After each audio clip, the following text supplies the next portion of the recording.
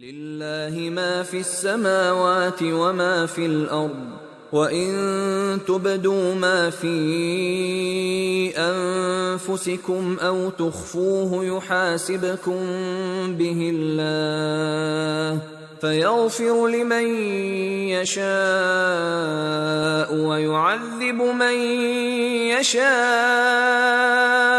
وَاللَّهُ عَلَى كُلِّ شَيْءٍ قَدِيرٌ۔ جو کچھ آسمانوں میں اور جو کچھ زمین میں ہے سب خدا ہی کا ہے۔ تم اپنے دلوں کی بات کو ظاہر کرو گے تو اور چھپاؤ گے تو خدا تم سے اس کا حساب لے گا، پھر وہ جسے چاہے مغفرت کرے اور جسے چاہے عذاب دے، اور خدا ہر چیز پر قادر ہے۔ To Allah belongs whatever is in the heavens and whatever is in the earth.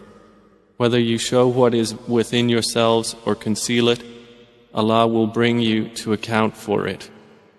Then He will forgive whom He wills and punish whom He wills. And Allah is over all things competent.